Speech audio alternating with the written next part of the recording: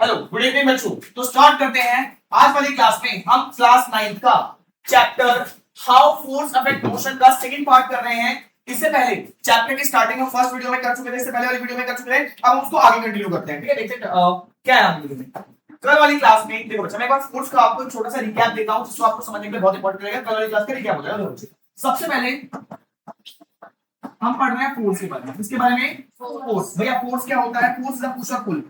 Force क्या होता है भैया? फोर्स इज अ पुश और pull. Force is a push और pull on an object. Push और पुल ऑन एन ऑब्जेक्ट। किसी भी ऑब्जेक्ट पे किसी भी तरह का पुल ऑन एन ऑब्जेक्ट। किसी भी ऑब्जेक्ट पे किसी भी तरह का पुल या किसी भी तरह का पुश होता है वो फोर्स कहलाता है। क्लियर है बच्चे? क्लियर है। अब फोर्स जो होते हैं दो टाइप्स के होते हैं। हाँ जी, फोर्स आपके दो टाइप्स के होते हैं। पहला होता है कांटेक्ट फोर्स, दूसरा आपका होता है नॉन कांटेक्ट फोर्स। ये आपने एक क्लास में पढ़ा होगा, मैं आपको एक बार रिकैप करा रहा हूं। कांटेक्ट फोर्स और non contact force.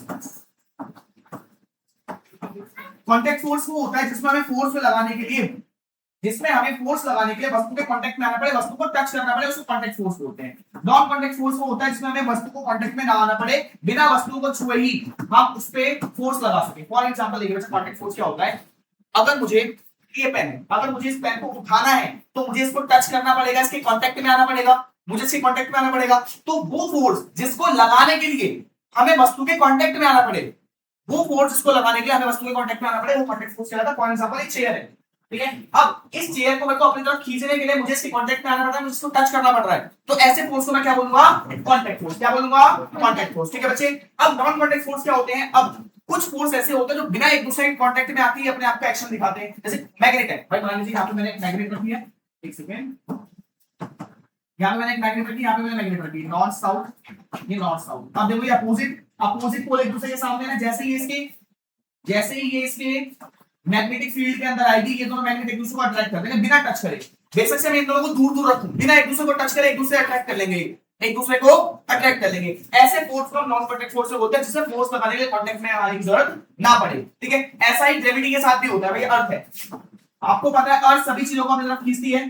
Gravitation force की वजह से क्या अर्थ ने सेब को अपनी तरफ खींचने के लिए उसको पकड़ा, आजा भाई, पकड़ा नहीं पकड़ा भाई, बिना उसको टच करे अपनी तरफ अट्रैक्ट कर दिया, उसको बिना उसको टच करे अपनी तरफ अट्रैक्ट कर लिया। तो ऐसे फोर्स को हम क्या बोलते हैं? नॉन कांटेक्ट फोर्स, जिसमें कांटेक्ट की आवश्यकता, कांटेक्ट में आने की आवश्यकता ना हो। ठीक है बच्चे, एक सेकंड। हाँ, अब हम देखते हैं कांटेक्ट फोर्स कौन कौन से होते हैं, नॉन कांटेक्ट फोर्स कौन कौन से होते हैं। ये कांटेक्ट फोर्स के अंदर सबसे पहले आता है मस्कुलर फोर्स। वो सारे फोर्स जिसमें हम अपनी मसल्स का इस्तेमाल करते हैं, अपनी मांसपेशियों का इस्तेमाल करते हैं। भाई जिम में एक पर्सन क्या कर रहा है? किसी हैवी ऑब्जेक्ट को उठा रहा है, आप किसी हैवी ऑब्जेक्ट को धक्का मार रहे हो। जिस भी काम में आप अपनी मसल्स का इस्तेमाल करते हो वो मस्कुलर फोर्स के अंदर आता है। किसके अंदर आता है? Muscular force. बर्ड्स उड़ते समय अपने विंग्स को फ्लैप करते हैं, अपनी मसल्स का इस्तेमाल करते हैं। तो उड़ते समय कौन से फोर्स का इस्तेमाल करती है? मस्कुलर फोर्स का, याद रखना। एक बैलगाड़ी को खींचते समय अपनी मसल्स का इस्तेमाल करता है, तो कौन सा फोर्स है? मस्कुलर फोर्स है। क्लियर है बच्चे? आगे देखते हैं। तो मस्कुलर फोर्स के बाद आता है हमारा ग्रेविटेशनल, मस्कुलर फोर्स के बाद आता है हमारा स्टैटिक फोर्स। स्टैटिक फोर्स क्या होता है भैया? देखो, जब दो ऑब्जेक्ट आपस में एक दूसरे को रब होती है ना, जब दो ऑब्जेक्ट आपस में स्टैटिक फोर्स क्या होती है? ये प्लेन सरफेस है, यहाँ पे बॉल है भाई, बॉल इस पे रोल डाउन हो रही है, रोल डाउन हो रही है, रोल हो रहा है, तो धीरे धीरे एक समय ऐसा आएगा बॉल रुक जाएगी, एक समय ऐसा आएगा बॉल रुक जाएगी। ऐसा क्यों हुआ? क्योंकि बॉल की जो आउटर सरफेस है, वो इस लैंड या फिर जो भी सरफेस है, मान लीजिए ये सरफेस है, बॉल की जो आउटर सरफेस है वो इस सरफेस के कांटेक्ट में आ रही है, और ये दोनों एक दूसरे पे अपोजिट डायरेक्शन में फोर्स लगा रहे हैं। ये दोनों एक दूसरे पे अपोजिट डायरेक्शन में फोर्स लगा रहे हैं। ठीक है, इसको बोलते हैं स्टैटिक फोर्स। आपने एक क्लास में इसमें एक पूरा चैप्टर में पढ़ा है। स्टैटिक फोर्स की वजह से आपकी गाड़ी के पहिए घिस जाते हैं, आपकी चप्पलें घिस जाती हैं, स्टैटिक फोर्स की वजह से। समझ आ रहा है? स्टैटिक फोर्स क्या होता है? दो ऑब्जेक्ट एक दूसरे के ऊपर रोल ओवर होती है। जब दो ऑब्जेक्ट एक दूसरे के ऊपर रोल ओवर होती है तो वो एक दूसरे पे अपोजिट डायरेक्शन में फोर्स लगाती है। क्या करती है? अपोजिट डायरेक्शन में फोर्स लगाती है, लड़ाई करती है एक दूसरे से। ये इसको मार रहा है, उसको मार रही है। ठीक है, ऐसे धीरे करके उसके फोर्स, ऐसी फोर्स को स्टैटिक फोर्स बोलते हैं। ऐसे धीरे करके उनकी फोर्स क्या है? खत्म हो जाती है, और धीरे करके जो बॉल है वो रेस्ट पे आ जाती है। ऐसी फोर्स को स्टैटिक फोर्स बोला जाता है। क्लियर है? अब तीसरा हमारा कांटेक्ट फोर्स का एग्जांपल होता है इलेक्ट्रोस्टैटिक फोर्स। इलेक्ट्रोस्टैटिक फोर्स, ये इलेक्ट्रोस्टैटिक फोर्स क्या होता है? देखो बच्चे, आपको पता है सभी चीजों में आप कुछ ना कुछ चार्ज होता है। जब दो, आपने देखा होगा कि सर्दियों के टाइम पे जब हमारा हाथ ब्लैंकेट से रब होता है तो एक अलग से हमारे जो आप बोल सकते हो सर्दियों के टाइम पे जब ब्लैंकेट से हमारे हैंड्स के हेयर रब होते हैं तो हेयर जो है वो ऊपर की तरफ आने लग जाते हैं। या फिर बचपन में आपने क्या करा होगा, प्लास्टिक के स्केल को अपने बालों में रब करा होगा, देन आपने पेपर के ऊपर लेकर पेपर उस पर अट्रैक्ट होने लगे। तो ऐसा क्यों होता है? चार्ज की वजह से होता है। दोनों में अपोजिट चार्ज होते हैं, अपोजिट चार्ज एक दूसरे को अट्रैक्ट करता है, इसको इलेक्ट्रोस्टैटिक फोर्स बोलते हैं। ये सारे हमारे कॉन्टैक्ट फोर्स के अंदर आते हैं। ज्यादा वो नहीं है, बस मैं आपको टाइप्स बता रहा हूं कि कौन कौन से होते हैं। अब नॉन कॉन्टैक्ट फोर्स के बारे में देखते हैं। नॉन कॉन्टैक्ट फोर्स में सबसे पहले आता है ग्रेविटेशनल फोर्स। ग्रेविटेशनल फोर्स, और हमें हर सभी चीजों को खींचने के लिए ग्रेविटी का इस्तेमाल करते हैं, उसको ग्रेविटेशनल फोर्स बोलते हैं। ठीक है बच्चे? हाँ भैया, कॉन्टैक्ट फोर्स के अंदर हम बियोंसी फोर्स के बारे में बोल सकते हैं। बियोंसी फोर्स भैया, पानी जो है सभी चीजों के ऊपर की तरफ फोर्स लगाती है, उसको बियोंसी फोर्स बोलते हैं। क्लियर है? हाँ, अब नॉन कॉन्टैक्ट फोर्स में ग्रेविटेशनल फोर्स के बारे में बात करेंगे, और ग्रेविटेशनल फोर्स हो गया, और magnetic force. Guys I think electrostatic forces में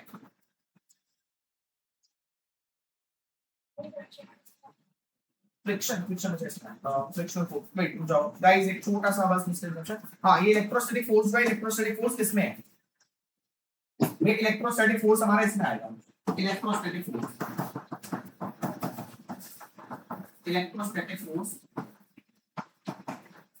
वेट नहीं, कुछ बता दो कि यार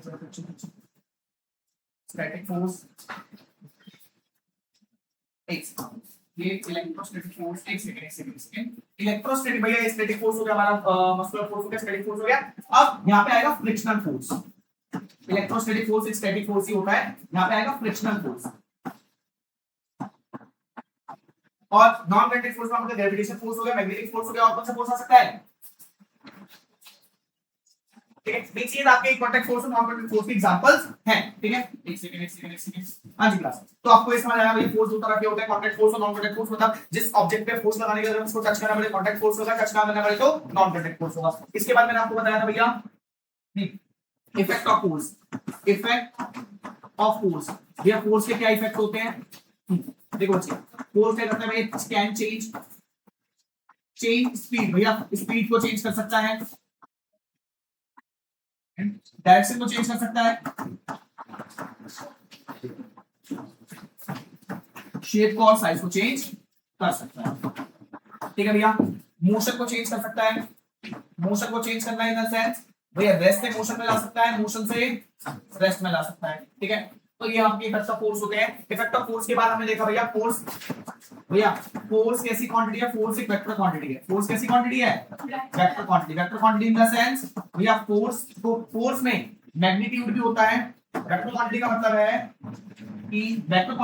है फोर्स में भैया मैग्नीट्यूड भी होता है। मैग्नीट्यूड के साथ फोर्स में हमारा डायरेक्शन भी होगी भाई, मैग्नीट्यूड भी होगा, डायरेक्शन भी होगी। अब फोर्स के ऐसे यूनिट के बारे में बात करी थी हमने। देखिए हाँ, फोर्स की ऐसा यूनिट जो होती है भैया, फोर्स की ऐसा यूनिट होती है न्यूटन। क्या होती है? न्यूटन। इसको कैपिटल एन से रिप्रेजेंट करा जाता है। क्लियर है? समझ आ रहा है? हमने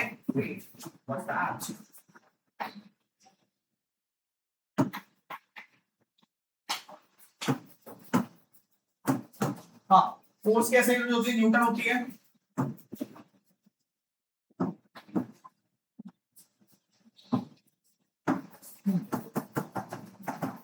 फोर्स की ऐसा यूनिट होती है न्यूटन होती है। क्या होती है बच्चे? न्यूटन, जिसको कैपिटल एन में लिखा जाता है। फिर हमने देखा था भैया फोर्स किस पे डिपेंड करता है? Force depend on strength. भैया अगर हम ज्यादा स्ट्रेंथ लगाएंगे तो फोर्स बढ़ जाएगी, ज्यादा स्ट्रेंथ लगाएंगे तो फोर्स बढ़ जाएगी। ठीक है बच्चे? ओके, यहां तक क्लियर था? को लेकर परेशानी? आगे स्टार्ट करते हैं। अब आगे बढ़ते हैं 1 to 1 पॉइंट टू पॉइंट के साथ। अब अगला कॉन्सेप्ट है हमारा, हाँ जी, अब अगला कॉन्सेप्ट है हमारा, ये हो गया था मेजरिंग ऑफ। नेक्स्ट टॉपिक है हमारा measuring the magnitude of force. भैया फोर्स के मैग्नीट्यूड को मेजर करना सीख रहे हैं, मतलब मैग्नीट्यूड और न्यूमेरिकल वैल्यू। मैंने आपको लास्ट चैप्टर में बताया था मैग्नीट्यूड का मतलब क्या होता है भैया? मैग्नीट्यूड का मतलब होता है न्यूमेरिक वैल्यू। भैया आप दुकान गए, मैंने आपको बोला दुकान जाओ, ठीक है, दुकान से आप ना साइंस की कॉपी, आपको बता रहे गौर से अकेडमी में आ रहे हो, साइंस का बहुत सारा काम होगा, ठीक है, तो आप साइंस की कॉपी खरीदने गए। क्या खरीदने गए? तो मैं आपने भैया 7 कॉपीज खरीदी, ठीक है, तो 7 क्या दिया, ये मैग्नीट्यूड है, न्यूमेरिकल वैल्यू, मैग्नीट्यूड क्या दिया ये मैग्नीट्यूड। अब मान लीजिए आपने 2 दर्जन कॉपी खरीदी, तो ये दर्जन क्या हो गया, ये दर्जन एसआई यूनिट हो गया, दर्जन क्या हो गया एसआई यूनिट। और जो आगे लिखा है ये क्या है, ये मैग्नीट्यूड है, ये क्या है मैग्नीट्यूड। जो न्यूमेरिकल वैल्यू होती है उसको मैग्नीट्यूड बोला जाता है, समझ आ गया। जैसे मैंने आपने बोला भैया मैं 2 दर्जन कॉपी खरीद के लाया, कितने दर्जन 2 दर्जन, तो उसमें 2 जो है वो मैग्नीट्यूड है और दर्जन जो है वो एसआई यूनिट है, समझ आ रहा है बच्चे। ऐसे ही फोर्स में भैया हमारा फोर्स, अब हम फोर्स के मैग्नीट्यूड को समझना सीख रहे हैं। अब भैया फोर्स के मैग्नीट्यूड को समझना हम सीख रहे हैं, आगे देखते हैं। देखिए बच्चे, अब how can we express the magnitude of force? Do you remember using a spring balance earlier to measure the weight of an object? Do you also remember that the weight of an object is the gravitational force with which the earth pull the object? A spring balance can be used to measure not just the weight of an object but the magnitude of the force generally pulled. Of the free end of the spring balance, it measures the force with which you pull the of the spring inside the balance. अब देखो बच्चे, ये देखिए spring balance, आपको यहाँ पे photo दिख रही है स्प्रिंग बैलेंस, इधर देखिए भैया आपने देखा होगा सिलेंडर वाले अंकल जी आते हैं, उनके पास एक ऐसा स्प्रिंग बैलेंस होता है, ठीक है। वो क्या करते हैं भैया, सिलेंडर जो होता है ना, सिलेंडर के इसके हुक में, इसके हुक में सिलेंडर को लगाते हैं और ऊपर से उसको खींचते हैं। तो जब सिलेंडर ऊपर खींचता है तो उसमें भैया केजी में वेट आया था भाई, 30 केजी तक आपका ये पहुंच जाता है। एक सिलेंडर जो होता है 30 किलो का होता है, 15 किलो गैस होती है, अप्रॉक्स 30 किलो का होता है, 15 किलो गैस होती है, 15 किलो का वो सिलेंडर होता है, ठीक है, या जो डोमेस्टिक सिलेंडर्स होते हैं, ठीक है। तो अब आपने देखा होगा ये स्प्रिंग बैलेंस क्या होता है, स्प्रिंग बैलेंस उसको देखता है कि वो कितना फोर्स के साथ उसको खींचा जा रहा है, कितने फोर्स के साथ उसको खींचा जा रहा है, मतलब वो स्प्रिंग को खींचने के लिए कितना फोर्स लगा रहा है, स्प्रिंग को खींचने के लिए कितना फोर्स लगा रहा है, ठीक है। मतलब धीरे-धीरे और क्लियर होगा। देखो बच्चे, in everyday life the smallest force we can directly feel on an order is millinewton, such as light touch. Scientists, however, can measure force for smaller than the Newton is specially experimented on. Balance and unbalanced force. अब देखिए बच्चों, एक बार slide को दोबारा पढ़ते हैं। How can we measure the magnitude of force? Do you remember using a spring balance earlier to measure the weight of an object? Do you also remember that the weight of an object is the gravitational force which is earth pull on the object? हो जाओ, wait क्या होता है, gravitational force. Wait हो जाओ एक second, the weight of an object is the gravitational force with which the earth pull the object. अब देखो वेट क्या होता है भैया, ग्रेविटेशनल फोर्स, ग्रेविटेशनल फोर्स के साथ ऑब्जेक्ट। भैया वेट क्या होता है, ग्रेविटेशनल फोर्स, देखो ऑब्जेक्ट। अब अभी एक एक्सपेरिमेंट बताते हुए बता दो, आगे पढ़ने वाले इसके बारे में। अभी मान लीजिए एक पर्सन है जो कि 60 किलो का है, कितने किलो का है से भाई, एक पर्सन है ए, मैंने उसका वेट अर्थ पे नापा, एक पर्सन है ए, उसका वेट 60 केजी हमने अर्थ पे मेजर करा, किस पे मेजर करा, अर्थ पे। अब उसी पर्सन को मैं रॉकेट में बिठा के मार्स पे ले गया, मून पे ले गया, किस पे ले गया, मून पे। अब जब वहां पे उसका वेट नापा गया तो उसका वेट वहां पे सिर्फ 10 किलो आया, एक सेकंड, वहां पे उसका वेट कितना आया, 10 किलो। ऐसा क्यों हुआ, क्योंकि भैया अर्थ, मून जो होता है, मून पे हमारा वेट सिर्फ 1/6 होता है, मतलब किसी भी ऑब्जेक्ट का वेट मून पे सिर्फ 1/6 रह जाएगा, कितना रह जाएगा, 1/6, एक 1/6 रह जाएगा, मतलब 6 का 1वां हिस्सा रह जाएगा, ठीक है। तो कोई 60 किलो का तो वहां पे सिर्फ 10 किलो का होगा, कोई 6 किलो का तो वहां पे सिर्फ 1 किलो का होगा, समझ आ रहा है, समझ आ रहा है। अब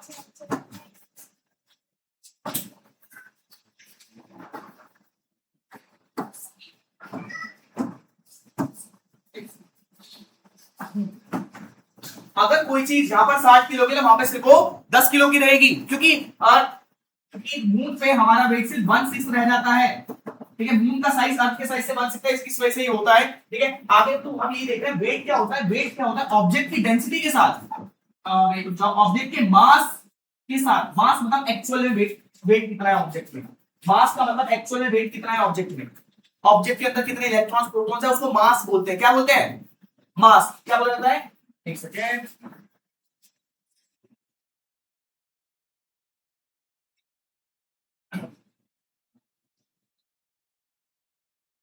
एक सेकेंड, हाँ भैया ऑब्जेक्ट का,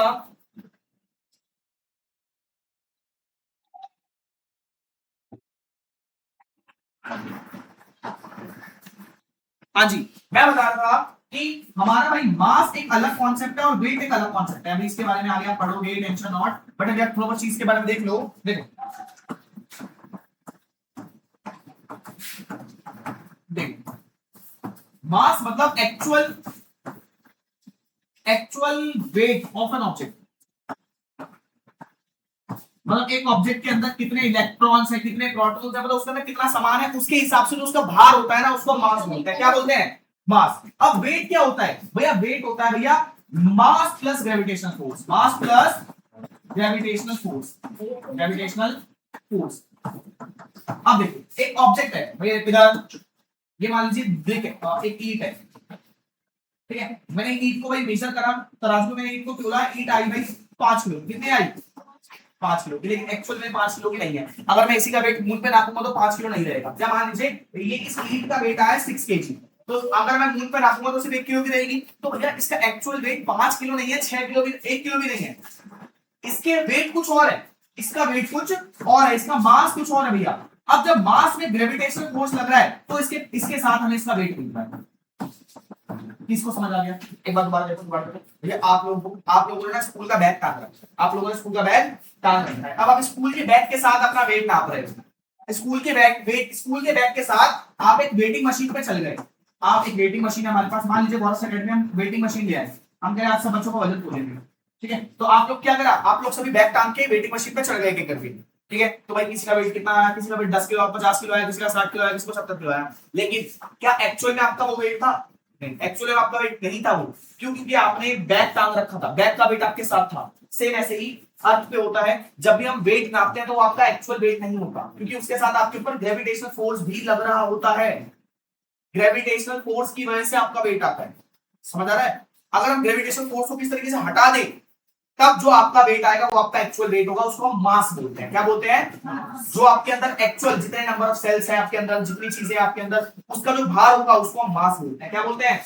हाँ। लेकिन जब ग्रेविटेशनल फोर्स के साथ नापा जाता है तो उसको हम वेट बोलते हैं। क्या बोलते हैं? वेट। तो भैया अब वेट क्या होता है भैया? वेट होता है mass plus gravitational force, mass plus gravitational force. क्या आपको समझ वाली बात? समझ आई आपको ये वाली बात? बहुत आगे स्टार्ट करते हैं, आगे स्टार्ट करते हैं, ज्यादा बड़ी बात नहीं थी। अब हम देख रहे हैं भैया फोर्स। हाँ बच्चे,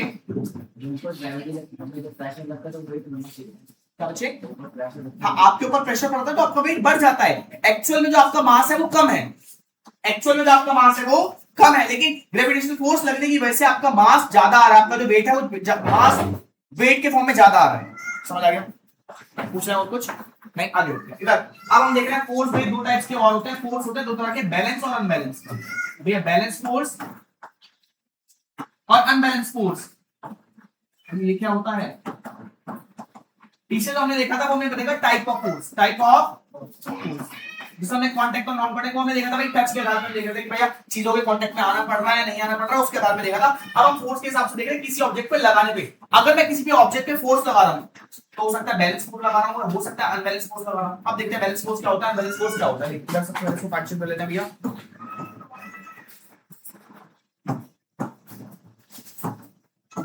हाँ जी देखिए आप,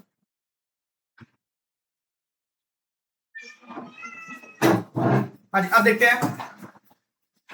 अब in real life situation seldom exists where only one force act on an object. Usually there is more than one force acting on an object. For example, when you are pushing a box placed on the surface, apart from the force which you are pushing it, the force of friction is also acting. The force is the in the direction opposite to the force. अब देखिए आपको एक बात बोलिए, मान लीजिए यहाँ पे फ्लोर है, फ्लोर के ऊपर एक बॉक्स रखा हुआ है। भाई फ्लोर है, फ्लोर के ऊपर एक बॉक्स रखा हुआ है। अब एक साथ ना बहुत सारे फोर्स इस पे एक्ट कर रहे होते हैं। मान लीजिए आप यहाँ पे पुश कर रहे हो भैया, आप इस फोर्स को, इस बॉक्स को धक्का दे रहे हो। अब भैया धक्का देते समय ना मैंने आपको बताया था कि दो सरफेस आपस में एक दूसरे कांटेक्ट में आते हैं तो वो एक दूसरे का अपोजिट डायरेक्शन फोर्स लगाती हैं। इसको बोलते हैं फोर्स ऑफ फ्रिक्शन। भैया देखो ये बॉक्स आगे की तरफ जा रहा है लेकिन फोर्स ऑफ फ्रिक्शन इस पे अपोजिट डायरेक्शन फोर्स लगा रही है। तो यहाँ पे कौन सा लग रहा है? Force of friction, force of friction. आप भी इस पे फोर्स लगा रहे हो भैया, ये आप लगा रहे हो, हम बोलते हैं भैया गॉस सेकेंड में फोर्स। ये यहाँ पे गॉस सेकेंड में फोर्स लगा रहे हैं, ठीक है। इसमें फोर्स ऑफ फ्रिक्शन भी लग रहा है। तो आपको बोल देना भैया रियल लाइफ में जो होता है एक चीज पे बहुत सारे फोर्स लग रहा होता है, ठीक है।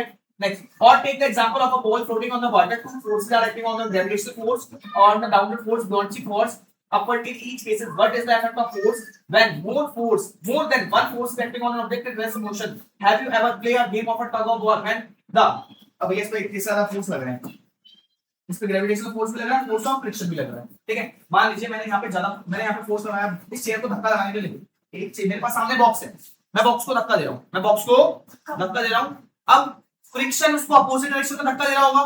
भाई बॉक्स था, भाई बॉक्स आगे की, मैं बॉक्स को आगे की तरफ धक्का दे रहा हूँ, अब फ्रिक्शन कैसे काम करती है, अपोजिट डायरेक्शन में। फ्रिक्शन कैसे काम करती है, अपोजिट डायरेक्शन में। अब भैया फोर्स ऑफ फ्रिक्शन इसको पीछे की तरफ धक्का दे रही होगी, मैं इसको आगे की तरफ धक्का दे रहा हूँ, तो भाई फोर्स ऑफ फ्रिक्शन इसको पीछे की तरफ धक्का दे रही होगी। लेकिन भैया मैं बॉक्स को आगे रख रहा हूं, बॉक्स को आगे जा रहा, पीछे क्यों नहीं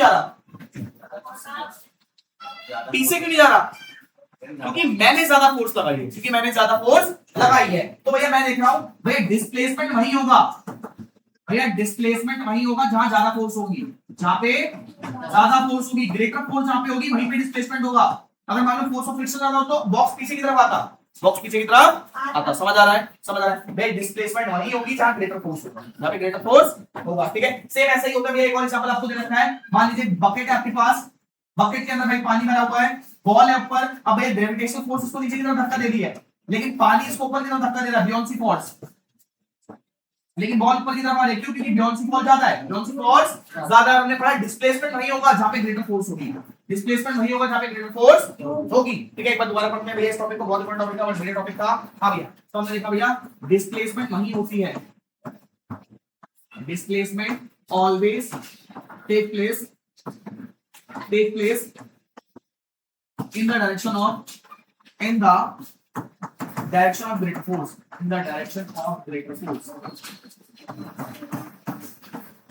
डिस्प्लेसमेंट हमेशा ग्रेटर फोर्स की तरफ ही होती है,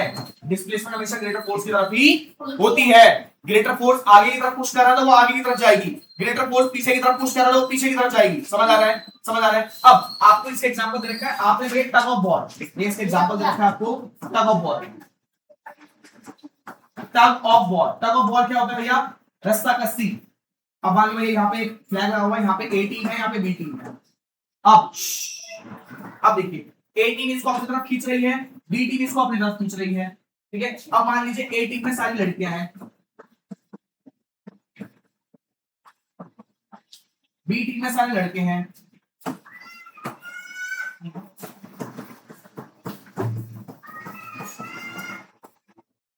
अब ये लड़की लोग थोड़ा सा पावर कम लगा रही है, क्योंकि हमारे हाथ जो कोमल हाथ है वो थोड़े से वैसे हो जाएंगे, तो वो लोग कम फोर्स लगा रही हैं, ठीक है। लड़का लोग कह रहे हैं हाथ तो बाद में ठीक हो जाएंगे, इनको हराना है आज, ठीक है। तो लड़का लोग क्या कर रहे हैं, ज्यादा फोर्स लगा रहे हैं, ज्यादा फोर्स लगा रहे हैं। अब भैया ये जो मार्क है ये किस तरह जाएगा भैया, ग्रेटर फोर्स की तरफ जाएगा, किस तरह जाएगा।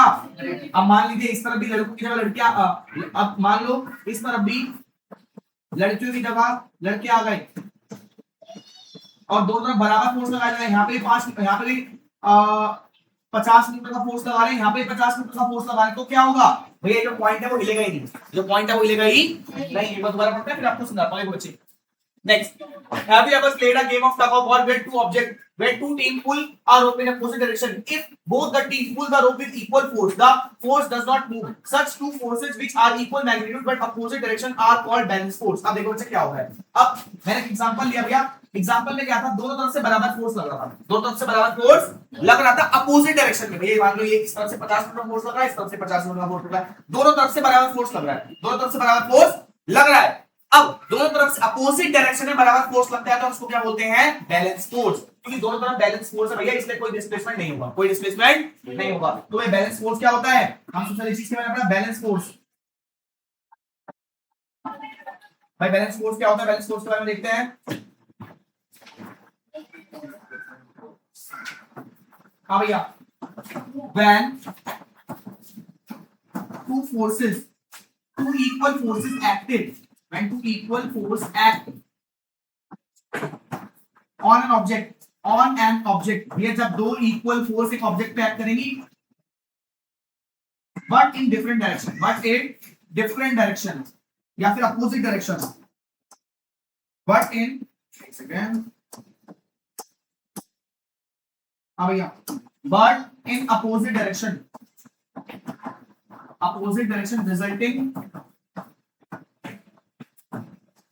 resulting object does not displace these kind of force called balance force, known as balance force.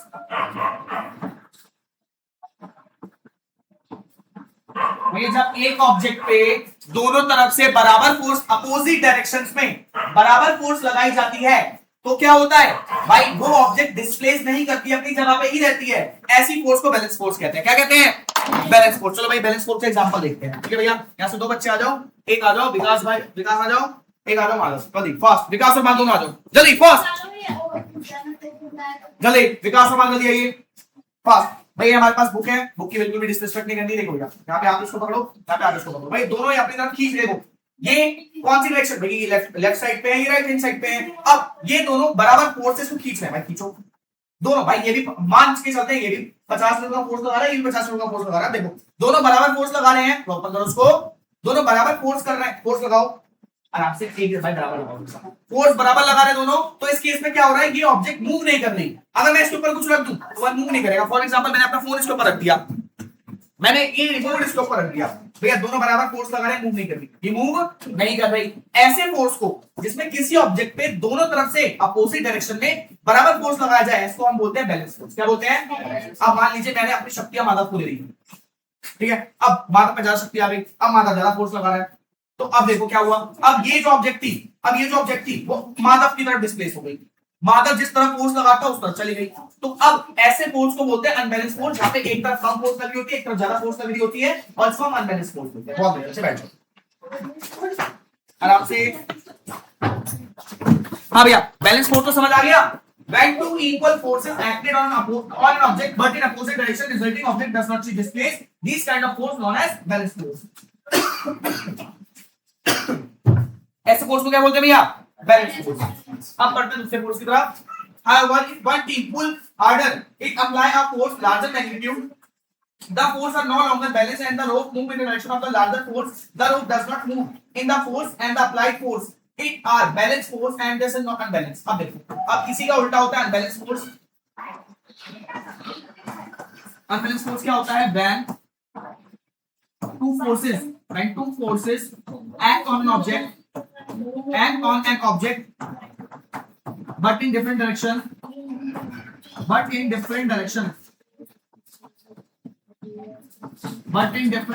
the object, देखो, the object will move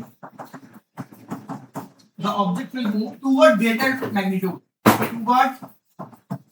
magnitude, तो जो ऑब्जेक्ट होगी वो ग्रेटर मैग्नीट्यूड की तरफ मूव हो जाएगी, टुवर्ड ग्रेटर फोर्स कह सकते हो। This is called unbalance force. इसको हम बोलते हैं अनबैलेंस फोर्स। क्या बोलते हैं बच्चों? क्या बोली करते हो? समझ आ गया? बहुत बढ़िया।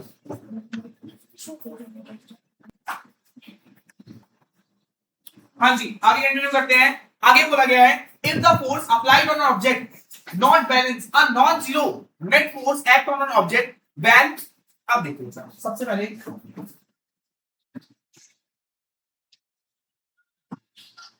अब हम बात करते हैं नेक्स्ट, बैलेंस अनबैलेंस अलग चलते हैं। अब देखो ऑब्जेक्ट इधर, यहाँ पे हम पहले बैलेंस फोर्स की बात कर रहे हैं। बैलेंस फोर्स भाई यहां से भी 15 न्यूटन का फोर्स लगाया जाता है, इस पे यहां से 15 न्यूटन का फोर्स उस ऑब्जेक्ट पे लगाया जाता है। अब दो तरफ से 15 फोर्स लग रहा है, तो यहाँ पे जो हमारा नेट फोर्स है, जो हमारा नेट फोर्स इस ऑब्जेक्ट पे लग रहा है, भाई देखो अपोजिट डायरेक्शन में फोर्स जो होता है माइनस हो जाता है, फोर्स जो होते हैं वो माइनस। भाई 15 फोर्स यहाँ से 15 फोर्स आया तो जीरो हो गया, तो नेट फोर्स हमारा जीरो हो गया। नेट फोर्स हमारा क्या हो गया? जीरो, जिसकी वजह से नो डिस्प्लेसमेंट, जगह नहीं बनती। समझ आ रहा है? लेकिन जब अनबैलेंस फोर्स होता है भाई, लेकिन जब अनबैलेंस फोर्स होता है तो देखिए बच्चे, सेम ऑब्जेक्ट है, यहां से लगाया जा रहा है 50, यहां से लगाया जा रहा है 150 न्यूटन का फोर्स, यहां से लगाया जा रहा है 61 न्यूटन का फोर्स। तो भाई यहाँ पे फोर्स ज्यादा है, तो भाई नेट फोर्स कैसे निकालेंगे? नेट फोर्स पे दोनों माइनस करके निकालते हैं, तो नेट फोर्स आएगा भैया 150 माइनस 100, तो नेट फोर्स आ जाएगा आपका 50 न्यूटन। तो नेट फोर्स जो होगा भैया 50, इस ऑब्जेक्ट पे नेट फोर्स 50 न्यूटन का लग रहा है फोर्स ऑफ डायरेक्शन में। किसमें? Force of direction. तो नेट फोर्स मतलब उस ऑब्जेक्ट पे कितना फोर्स लग रहा है मूव कराने के लिए, उस ऑब्जेक्ट पे मूव कराने के लिए कितना फोर्स लग रहा है। तो भाई नेट फोर्स का मतलब क्या होता है? नेट फोर्स का मतलब होता है भाई, नेट फोर्स का मतलब होता है the force act on an object, act on an object to move it, on an object to move it, किसी ऑब्जेक्ट को मूव कराने के लिए उस पर जितना फोर्स लगता है उसको नेट फोर्स कहा जाता है। क्लियर है बच्चे? आगे देखते हैं नेक्स्ट। हाँ जी, now think a situation where two people are applying force in the same direction on a steel car to make it move. In this case, the magnitude of the net force is applied by them is the sum of the magnitude of the two force. The direction of the net force is the same as the direction of two individual force. अब आपको एक और case दिखा रखा है, देखो बच्चे, हमने देखा जब अपोजिट डायरेक्शन में होता है, जब फोर्स जो होता है अपोजिट डायरेक्शन में होता है तो माइनस हो जाता है। क्या हो जाता है? माइनस। देखा आपने भाई, ऑब्जेक्ट थी, यहाँ पे 50 न्यूटन का फोर्स आ रहा था, यहाँ से 50 न्यूटन का फोर्स आ रहा था, तो दोनों आपस में माइनस होते, दोनों आपस में माइनस होते, तो रिजल्टेंट फोर्स होता, नेट फोर्स होता हमारा। भाई नेट फोर्स भी बोलते हैं, रिजल्टेंट फोर्स भी बोलते हैं, याद रखना। ये हमारा जीरो था। क्या था? जीरो था। सेम एक और केस हमने देखा भैया, यहाँ पे 150 न्यूटन था, यहाँ पे 100 न्यूटन था, तो हमारा जो फोर्स था वो भैया माइनस होके 50 न्यूटन बचा। कितना बचा? तो हमने देखा जब अपोजिट डायरेक्शन में होगा तो फोर्स माइनस हो जाएगा, फोर्स। लेकिन क्या होगा जब फोर्स सेम डायरेक्शन में होगा? मान लीजिए भैया ये कार है, कार बोला गया आपको भाई, यहाँ पे ना पहले राम इस पे धक्का, राम जो है ना इस फोर्स पे धक्का, इस कार को धक्का लगाता है 50 न्यूटन फोर्स, इससे 50 न्यूटन फोर्स से। अब राम इतना मेहनत, राम को मेहनत करते हुए शाम आया, शाम बोला सर आप अकेले मेहनत कर रहे हो, मैं भी इसको धक्का देने में आपकी हेल्प करता हूँ। शाम आया, शाम ने भी इसको 50 न्यूटन का फोर्स लगाया सेम डायरेक्शन में, किससे भैया? सेम डायरेक्शन में, तो डायरेक्टली क्या होगा? प्लस हो जाएंगे। ठीक है भैया, तो याद रखना जब सेम डायरेक्शन होती है, सेम डायरेक्शन फोर्स को लगाया जाता है तो भैया force are added, force are added, force add हो जाते हैं। क्या हो जाते हैं? ऐड। तो इस केस में कार पे कितना फोर्स लग रहा है? तो भाई फोर्स ऑफ शाम, force of Ram, force of Ram plus force of शाम प्लस फोर्स ऑफ शाम। ठीक है भाई, राम का फोर्स और शाम का फोर्स ऐड हो जाएगा, तो कार पे जो फोर्स लग रहा है वो लग रहा है भैया 50 प्लस 50 100 न्यूटन। कितना लग रहा है? 100 न्यूटन। भैया 4 यूनिट लगाना मत भूलना। समझ आ रहा है? समझ आ रहा है? समझ आ रहा है? तो अभी तक हमने क्या पढ़ा, एक बार दोबारा शॉर्ट में देखते हैं। अभी तक हमने पढ़ा कि भैया मैं बिल्कुल इजी वे में बता रहा हूँ कि छोटा सा बच्चा भी समझ जाएगा, थर्ड क्लास के फोर्थ के बच्चों से वो भी समझ जाए। मैंने आपको बताया भाई देखो, फोर्स ना दो तरह की होती है, एक होती है बैलेंस फोर्स, एक होती है अनबैलेंस फोर्स। बैलेंस फोर्स ये होता है जब दोनों अपोजिट डायरेक्शन में सेम फोर्स लगाया जाए, जब अपोजिट डायरेक्शन में सेम फोर्स लगाया जाए उसको बोलते हैं बैलेंस फोर्स। अनबैलेंस फोर्स क्या होता है भाई? जब एक तरफ ज्यादा फोर्स लगाया जा रहा है, एक तरफ से कम फोर्स लगाया जा रहा है, उसको बोलते हैं बैलेंस फोर्स। ठीक है बच्चे, मैंने इसके बाद आपको कंडीशन बताई जब डायरेक्शन अपोजिट होगी, जब डायरेक्शन अपोजिट होगी, अलग अलग डायरेक्शन में फोर्स लगाया जाएगा तो जो फोर्स होगा वो माइनस हो जाएगा। क्या हो जाएगा? लेकिन मैंने आपको बताया जब डायरेक्शन सेम होगी, यानी अलग अलग डायरेक्शन सेम डायरेक्शन में फोर्स लगाया जाएगा तो जो फोर्स होगा वो ऐड होगा। इतना बताया भाई, थर्ड क्लास का बच्चा भी समझ जाएगा। तो आगे देखते हैं। हाँ जी क्लास, आगे देखते हैं। अब एग्जांपल दे रखा है आपको, एग्जांपल 6.1, एग्जांपल 6.1 को समझते हैं भैया पूरा प्रॉपर्ली। 6.1 में क्या बोलेगा? Two force of 10 newton and 6 newton are acting on a block lying on a table shown in figure 6.6. What is the magnitude and the direction of the net force acting on an object? अब देखिए आपको तीन case दे रखे हैं। हाँ भैया, आपको तीन केसेस दे रखे हैं।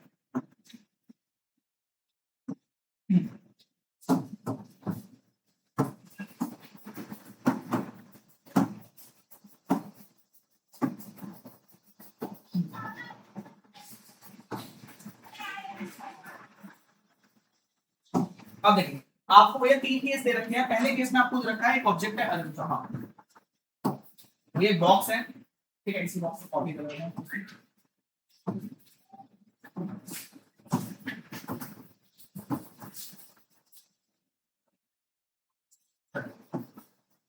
भैया तीन बॉक्स है आपके पास, तीनों में फोर्स कैसा लग रहा है इसको भैया? इस पे सेम एक डायरेक्शन से 10 न्यूटन का फोर्स भी लग रहा है और इस पे 6 न्यूटन का फोर्स भी लग रहा है। इस पे क्या हो रहा है भैया? एक तरफ से इस पे 10 न्यूटन का फोर्स लग रहा है, एक तरफ से इस पे 6 न्यूटन का फोर्स लग रहा है। इस पे भैया एक तरफ से 6 न्यूटन का फोर्स लग रहा है, एक तरफ से इसमें 10 न्यूटन का फोर्स लग रहा है। ठीक है, ये दे रखा है। अब आपको तीनों का फोर्स लग रहा है भाई, तीनों ही अनबैलेंस फोर्स है, सेम डायरेक्शन में तीनों ही अनबैलेंस फोर्स है। अब भैया नेट फोर्स निकालना है। क्या निकालना है? Net force. नेट फोर्स कैसे निकालते हैं भैया?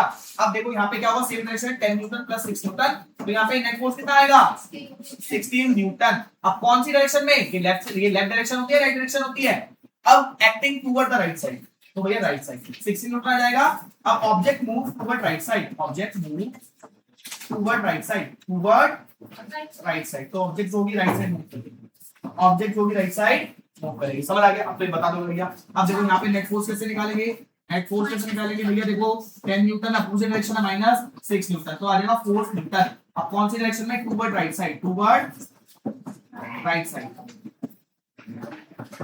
भाई डायरेक्शन हमने क्या बताया था, मैंने आपको क्या बताया, फोर्स में दो चीजें होती हैं, मैग्नीट्यूड और डायरेक्शन, मैग्नीट्यूड और डायरेक्शन। तो मैग्नीट्यूड भी लिखना है और डायरेक्शन भी लिखनी है, मैग्नीट्यूड भी लिखना है और डायरेक्शन भी लिखनी है। ठीक है, इसका आंसर क्या होगा? 4। कौन सी डायरेक्शन में जीगर, कौन सी डायरेक्शन में? भैया यहां से 6 न्यूटन का फोर्स लग रहा है, यहाँ पे 10 न्यूटन का फोर्स लग रहा है। आंसर क्या होगा?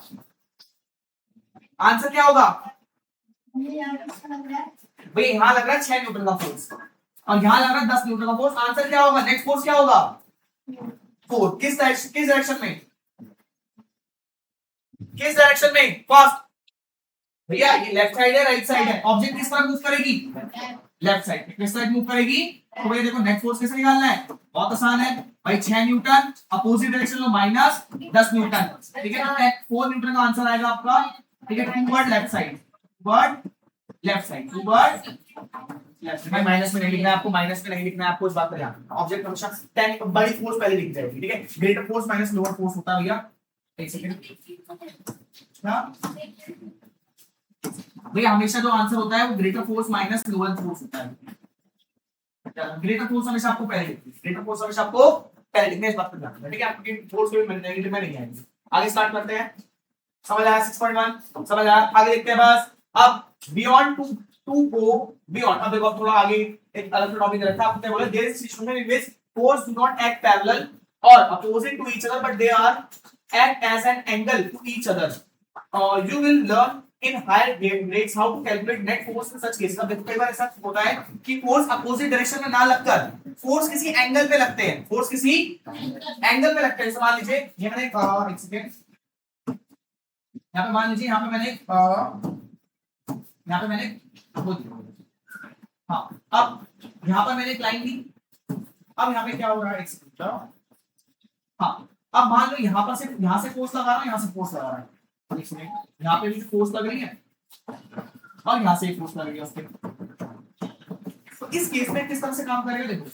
तो ये अगर मैं यहाँ से ज्यादा फोर्स लगाऊंगा तो ऐसे हो जाएगा, अगर मैं राइट साइड से ज्यादा फोर्स लगाऊंगा ये ऐसे मूव हो जाएगा। जैसे साइकिल होती है ना, साइकिल की बाईसाइकिल का आपको हैंडल दे रखा है, तो भैया अगर आप लेफ्ट से ज्यादा फोर्स लगाओगे तो राइट साइड मुड़ जाएगा, अगर राइट से ज्यादा फोर्स लगाओगे तो वो लेफ्ट साइड मुड़ जाएगा। ठीक है, सेम वही फोर्स रखा है। आप इसके बारे में हायर क्लास में पढ़ने वाले हो। तो फोर्स हर बार सिर्फ अपोजिट डायरेक्शन में एक्शन नहीं करती, वो कई बार एंगल्स में भी एक्शन करती है और इसको कैलकुलेट करना आप हायर क्लास में सीखोगे। समझ आ रहा है? समझ आ रहा है? अभी आप अपोजिट डायरेक्शन में और सेम डायरेक्शन में फोर्स लगना सीख गए।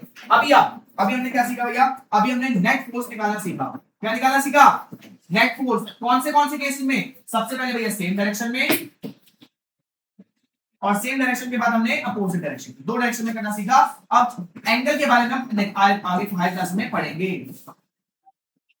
समझ आ रहा है? दोनों के बारे में पढ़े, दोनों के बारे में समझ चुके हैं। ठीक है, सेम डायरेक्शन में होगा तो प्लस होगा, अपोजिट डायरेक्शन में होगा तो माइनस होगा। नेट फोर्स का फॉर्मूला क्या होता है? Greater force minus lower force. ठीक है भैया, आप कह सकते हो नेट फोर्स का फॉर्मूला, नेट फोर्स का फॉर्मूला होता है भैया greater force minus lower force, minus lower force. भाई ज्यादा फोर्स में से लोअर फोर्स को माइनस करना है, कुछ भी नहीं करना है, इजी क्वेश्चन है। कोई दिक्कत परेशानी? एक सेकंड,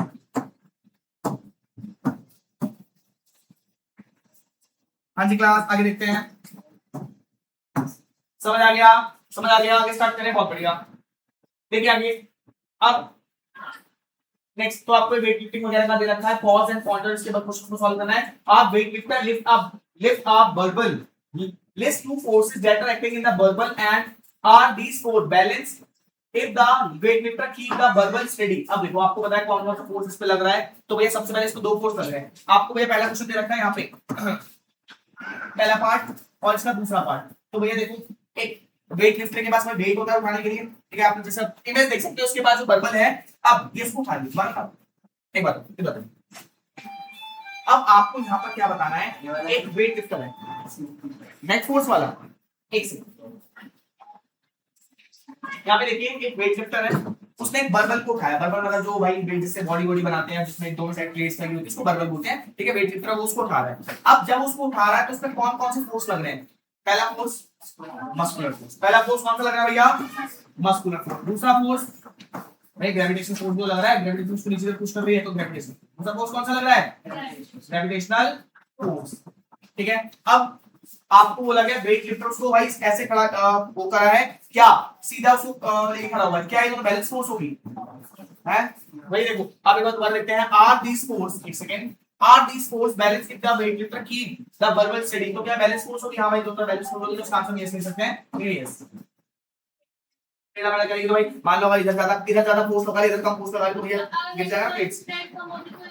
हाँ, तो दोनों तरफ भाई बराबर प्लेट्स होती है, इसलिए जो बैलेंस फोर्स होता है वो इक्वल होता है। आगे सेकंड कैसे बोल सकता है? टू प्लेयर्स आर एंड साथ participate in a arm wrestling match are the instant where the arm lift to the front direction one the passage toward you are the force exerted by the player's balance, if not which player exert the larger force। अब आपको बोलेंगे भाई देखो are और S का दो contestant है जो कि आर्म रेसलिंग में एक दूसरे से पंजा लड़ा रहे हैं, आर्म रेसलिंग कर रहे हैं। अब आपको बोला गया है at the instant when the arm lifted to the front direction out to the page toward you। अब देखो भाई हाथ जो है कैसे हो रहा है भाई, आपकी तरफ आ रहा है, क्या ये बैलेंस फोर्स है? अगर नहीं है तो कौन सा फोर्स ज्यादा लग रहा है, तो कौन जीतेगा? तो भैया ये बैलेंस फोर्स नहीं है, no it is not balance force, no it is not balance force. तो भैया बैलेंस फोर्स नहीं है, बैलेंस फोर्स नहीं है। आपको बोला गया है कि हाथ जो है वो पेज की तरफ मुड़ रहा है, ठीक है। तो भैया देखो ऐसे आप पेज की तरफ मुड़ रहा है तो एस एक्सर्ट हम बोलेंगे, एस जो है ज्यादा फोर्स कर रहा है, x exert greater force, x exert greater force. तो भैया आपको क्वेश्चन में बोला गया है कि जो हाथ है वो पेज की तरफ मूव हो रहा है, तो कौन जीत रहा है, कौन ज्यादा फोर्स लगा रहा है? एक्स जो है वो ज्यादा फोर्स लगा रहा है। क्लियर है? कोई दिक्कत परेशानी समझ आ रहा है? ठीक है, एक आगे देखते हैं। अब the force of friction often overlooking but always present. अब हम पढ़ रहे हैं फोर्स ऑफ फ्रिक्शन के बारे में। फोर्स ऑफ फ्रिक्शन देखो भैया, फ्रिक्शन हमें दिखता नहीं है लेकिन ये हर जगह होता है, फ्रिक्शन हमें दिखता नहीं है लेकिन हर जगह होता है। You have learned about the force of friction in an earlier grade, but now let us learn more about it. Suppose an object is keeping at rest on the floor and you will apply a force on it to forward direction. What will the force applied by you make the object move? Many a time you might have experienced that on applying a force on an object it does not move, and you had to apply a larger force to move it. Why it is so? It is due to the force of friction arising between the bottom surface of the box and the floor acting in the direction opposite to the direction of the force applied by you. The box will start moving when the force applied by you is of larger than the magnitude of force of friction. So that is net force act on the box in the direction of the motion. देखो आपको बोला गया है box है जो कि floor पे रखा हुआ है।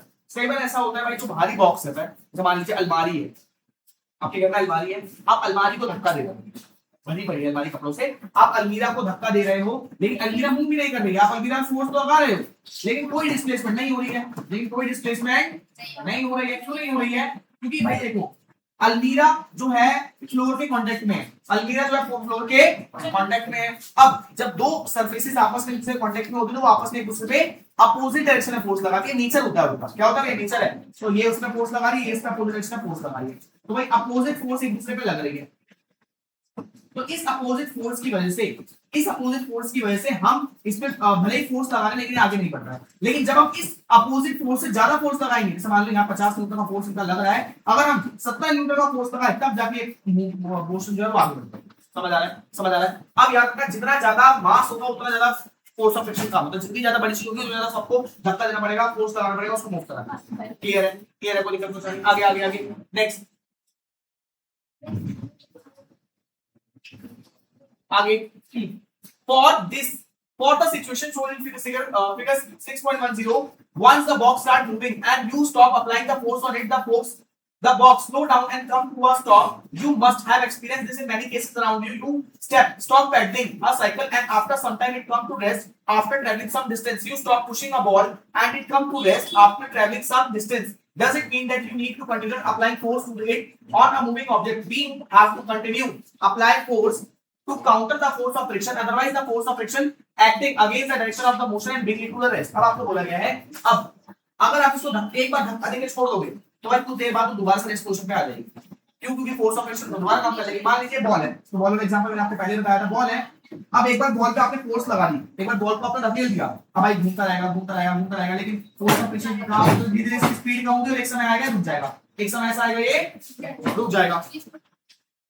अब ये ऐसा इसलिए हुआ क्योंकि फोर्स ऑफ, एक समय ऐसा हुआ क्योंकि भाई फोर्स ऑफ फ्रिक्शन थी ना, इसकी वजह से रुक गया, इसकी वजह से ये रुक गया। कई बार ऐसा हो गया फोर्स ऑफ फ्रिक्शन की वजह से इसकी स्पीड कम होती रहेगी कम होती रहेगी कम होती रहेगी और ये रुक जाएगा। ऐसा ही सेम आपके साइकिल के साथ भी होता है। तो भैया देखो, cycle stop after stop pedalling, after stop pedalling.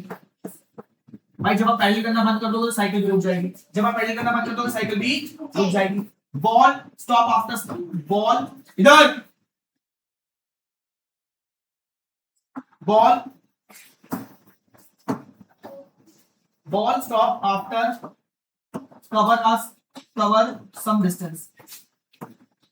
भाई थोड़ा डिस्टेंस ट्रैवल करने के बाद जो है बॉल भी रुक जाती है, थोड़ा डिस्टेंस ट्रैवल करने के बाद बॉल भी रुक जाती है। इसलिए होता है क्योंकि भैया बॉल का सरफेस और जो फ्लोर का सरफेस होता है आपस में दूसरा अपोजिट डायरेक्शन में फोर्स लगाता है, इसलिए आप कोई दूसरे को रोक देते हैं। फोर्स धीरे धीरे करके कम होते होते होते वो रेस्ट पोजीशन पे आ जाता है। ठीक है बच्चे, तो हमें इसको काउंटर करने के लिए लगातार फोर्स लगाना पड़ता है। साइकिल को लगातार चलाने के लिए हमें उस पर लगातार फोर्स लगाना पड़ेगा ताकि वो फोर्स ऑफ फ्रिक्शन से रुके ना। समझ आ रहा है? ओके, आगे देखते हैं। Do you remember doing an activity in an earlier game where you found that the force of friction depend upon the nature of the surface in contact? Let us carry out a similar activity here। अब देखो हम एक और activity देख रहे हैं। अब हमने देखा था भैया जो फोर्स ऑफ फ्रिक्शन होता है ना,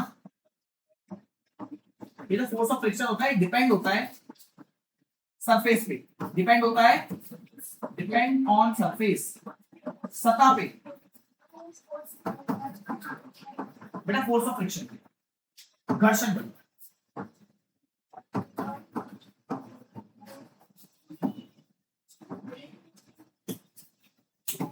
डिपेंड ऑन सरफेस। देखो यार फोर्स ऑफ फ्रिक्शन जो होती है सरफेस पे डिपेंड करती है, किस पे डिपेंड करती है? सरफेस। अब मान लीजिए आपने कैरम बोर्ड आप सभी ने खेला है, कैरम बोर्ड पे आप गीटी को स्ट्राइक करते हो, गीटी मूव करती है। अब कैरम बोर्ड पे हम पाउडर डालते हैं, थोड़ा सा क्या डाल देते हैं? पाउडर, जिससे क्या होता है वो और अच्छे से स्लाइड करे, वो और अच्छे से स्लाइड करे। अब आप भैया जब आप प्लेन रोड पे चलोगे तो नहीं तो आप आराम से चल पाओगे, लेकिन जब मान लो अगर उस पर ऑयल गिरा हो या वहां पानी गिरा हो तो पानी गिरने की वजह से क्या होगा, या साबुन हो तो आप फिसलने लग जाओगे क्योंकि फ्रिक्शन कम हो जाएगा, सरफेस की वजह से फ्रिक्शन कम हो जाएगा। और भाई अगर मान लीजिए आप प्लेन सड़क पे गाड़ी चला रहे हो कोई दिक्कत नहीं, लेकिन उसी सड़क पे हमने बहुत सारा मलबा डाल दिया है, पत्थर डाल दिया, बीच में क्या फ्रिक्शन बढ़ गया है, तो हमें चलाने के लिए हमारी स्पीड जो कम हो जाएगी। ठीक है आगे कुछ तो ऐसे आपको बोलना चाहिए फोर्स ऑफ फ्रिक्शन जो है वो डिपेंड करता है सरफेस पर। किस पे डिपेंड करता है? सरफेस पे। ठीक है आगे देखते हैं। तो यहाँ पे आपको एक्टिविटी दे रखी है। हाँ देखिए एक्टिविटी 6.1 दे रखी है। Collect 4 coins of ₹10, 1 large straw rubber band and an adhesive tape। Locate horizontal surface of different metals such as wooden, tabletop, concrete, floor। अब देखो आपको क्या करना है भैया, आपको 4 सिक्के लेने हैं 10 रुपए, ठीक है, और एक रबर बैंड लीजिए, रबर बैंड को ऐसा रखना है और 4 सिक्कों के ऐसे इस पर स्लाइड करके देखना है आपको अलग अलग सरफेस पे। भैया आपको देखो कंक्रीट फ्लोर, भैया देखो इधर देखो जो सीमेंट वाला फर्श होता है उस पे करके देखना है आपको, टाइल पे करके देखना है, टाइल पे करने के बाद आपको पॉलिश मार्बल, भैया मार्बल पे करके देखना है। हाँ आपको लेमिनेट, हाँ ठीक है आपको लेमिनेटेड टेबल पे करके देखना है। ठीक है इन सभी सरफेस पे आपको करके देखना। तो आप ये पाओगे कि जो सरफेस जितनी स्मूथ होगी, सरफेस जितनी स्मूथ होगी हमारा फ्रिक्शन उतना कम होगा, फ्रिक्शन उतना कम होगा। जैसे मान लो ये अगर मैं बोर्ड की बात कर रहा हूं तो भाई अभी क्या था, मैंने अभी मार्कर चेंज करा, जो मेरा पेन था वो मैंने चेंज करा था, पहले वाला पेन क्या था आगे की टिप घिस गई थी उसकी, तो थोड़ा रफ हो गया था। क्या हो गया था? रफ। तो रफ होने की वजह से फ्रिक्शन ज्यादा लग रहा था, मुझे लिखने में ज्यादा मेहनत करनी पड़ी थी। अब ये नया वाला पेन लिया मैंने, इससे आगे वाली टिप बहुत स्मूथ है, आगे वाली टिप बहुत ज्यादा स्मूथ है, तो मुझे लिखते समय भैया पहले वाला क्या हो गया था, रफ हो गया था, तो रफ हो गया था उसकी वजह से क्या हो गया भाई फ्रिक्शन बढ़ गया था और उनको लिखने के लिए ज्यादा मेहनत करनी पड़ी थी। लेकिन ये वाला जो मार्कर है इसमें भाई आगे की टिप बहुत स्मूथ है और मुझे फ्रिक्शन बहुत कम हो गया, इसकी वजह से मैं बहुत स्मूथली लिख पा रहा हूं, मेरी लिखने की स्पीड काफी बढ़ गई है। समझ आ रहा है? समझ आ रहा है? तो अगर सरफेस स्मूथ होगी तो फ्रिक्शन कम हो जाएगा, तो फ्रिक्शन कम हो जाएगा, अगर सरफेस रफ होगी तो फ्रिक्शन बढ़ जाएगा। समझ आ गया? बस आपको यही बोलना था, आप पढ़ सकते हो बहुत इजीली। नेक्स्ट आपको ये बोला गया। अब एक बार दोबारा पढ़ लेते हैं. Varnish and the force applied by the stretched rubber band in the forward direction and the stop point set. The point start moving means that the force applied by the rubber band is larger than the move of the friction. Net force act on the point forward direction. Due to the net force, the velocity of the stop. The velocity of the stop. One second.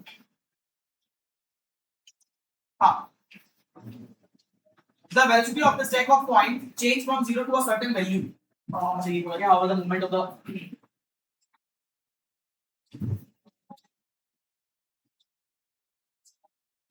अब दूसरा अपन देख रहे हैं.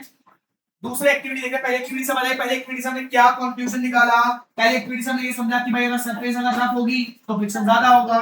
Surface अगर ज्यादा surface rough होगी तो भैया फ्रिक्शन ज्यादा होगा और सरफेस अगर स्मूथ होगी तो फ्रिक्शन हमारा कम होगा. ठीक है यार. भाई सरफेस रफ में ज्यादा रफ तो फ्रिक्शन ज्यादा होगा. ठीक है. आगे आगे आगे. अब हम एक दूसरी एक्टिविटी देख रहे हैं. एक्टिविटी 6.2. एक्टिविटी 6.2.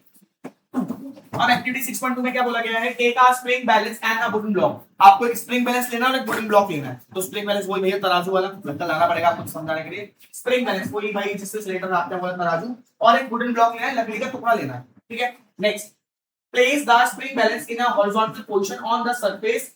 अच्छा, अब आपको ये बोला गया, देखो ठीक है, आपको लकड़ी का टुकड़ा लेना है और इसके आगे स्प्रिंग बैलेंस लगाना है. अब इस लकड़ी को आपको खींचना है. तो भैया इसको खींचो, इसको से लगा के इसको खींचो. ठीक है. अब आप प्लेन सरफेस पे देखोगे कि बहुत कम फोर्स आपका लग रहा है. यहाँ पे वेट काफी कम आ रहा है. लेकिन जब आप रफ खुदरी सतह पर इसको खींचोगे तो आप देखोगे आपको ज्यादा फोर्स लगाना पड़ रहा है. ठीक है. तो उसमें लिखा है जब खुदरी सरफेस पे देखोगे तो आपको ज्यादा फोर्स लगाना पड़ रहा है. समझ आ रहा है भाई? प्लेन सरफेस पे बहुत ही कम रीडिंग आएगी. इसमें मान लो भैया 0.5 पर आई या फिर 1 पर आई. लेकिन रफ सरफेस पे 2 से 5 तक रीडिंग जाएगी. समझ आ रहा है? प्लेन सरफेस पे बहुत इजीली खींच पाओगे. रफ सरफेस पे खींचने के लिए आपको ज्यादा फोर्स लगाना पड़ेगा. समझ आ रहा है? ओके. रफ सरफेस पे जो है स्प्रिंग ज्यादा खींचेगा, ज्यादा वेट इसको अप्लाई लगेगा. ठीक है. अब हमारा कोर्स पूरा हो चुका है. अब नेक्स्ट टॉपिक पे हम भैया न्यूटन के लॉस के बारे में पढ़ेंगे. पहले हम देखो अब इधर भैया देखो फोर्स हमारा पूरा हो चुका है. फोर्स हमारा एक बार कंक्लूड करते हैं. देखो हमें फोर्स का क्या करा. सबसे पहले फोर्स क्या भैया हमने डेफिनेशन देख ली उसकी. इधर एक बार देख लो क्या क्या पढ़ा हमने. फोर्स की डेफिनेशन पढ़ी सामने. इसके बाद टाइप्स ऑफ फोर्स पढ़े भाई. कांटेक्ट और नॉन कांटेक्ट, कांटेक्ट और नॉन कांटेक्ट.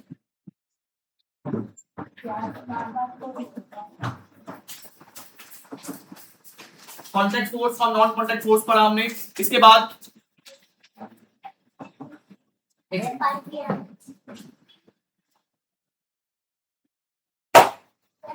बस कांटेक्ट फोर्स और नॉन कांटेक्ट फोर्स के बाद हमने क्या पढ़ा? हाँ, बैलेंस फोर्स और अनबैलेंस फोर्स. भैया हमने पढ़ा बैलेंस फोर्स क्या होता है, अनबैलेंस फोर्स क्या होता है. भैया हमने नेट फोर्स निकालना, हमने इन दोनों में नेट फोर्स निकालना सीखा. नेट फोर्स निकालना सीखा. नेट फोर्स निकालने के बाद हमने भैया सेम डायरेक्शन में नेट फोर्स सेम डायरेक्शन में निकालना भी सीखा और अपोजिट डायरेक्शन में निकालना भी सीखा. इसके बाद क्या बचे? हाँ, फोर्स के बारे में और कुछ कॉन्सेप्ट देखे. फोर्स कैसे यूनिट क्या थी, फोर्स को कैसे मेजर करा जाता है, how to measure force, how to measure force. हमने कुछ एक्टिविटीज देखी. हमने एक्टिविटीज में या कौन सी हमने फ्रिक्शन, फोर्स ऑफ फ्रिक्शन के बारे में देखा. फोर्स ऑफ फ्रिक्शन, ये हमने देखा फोर्स ऑफ फ्रिक्शन क्या होता है. फोर्स ऑफ फ्रिक्शन किस चीज पर डिपेंड करता है हमने देखा. Factor affecting force of friction. कौन कौन से फैक्टर जो फोर्स ऑफ फ्रिक्शन को अफेक्ट करते हैं. अफेक्टिंग फोर्स ऑफ फ्रिक्शन, वे कौन से फैक्टर फोर्स ऑफ फ्रिक्शन को अफेक्ट करते हैं इसके बारे में हमने देखा. ठीक है. अब कल वाली क्लास में हम कल वाली क्लास में साइंटिस्ट के बारे में पढ़ेंगे. आ रहा हूं. साइंटिस्ट में हम गैलीलियो के बारे में पढ़ेंगे. गैलीली. ठीक है. इसके बाद आइजैक न्यूटन के बारे में पढ़ेंगे हम. इनकी थ्योरीज के बारे में पढ़ेंगे. फिर न्यूटन के 3 लॉज पढ़ेंगे. ठीक है. देन आगे हम इसी टॉपिक पर पढ़ने वाले. ठीक है. फोर्थ वाला टॉपिक पूरा हो चुका है. सेकंड का चैप्टर का सेकंड हाफ स्टार्ट होगा. क्लियर है बच्चे? समझ आया? बहुत बढ़िया.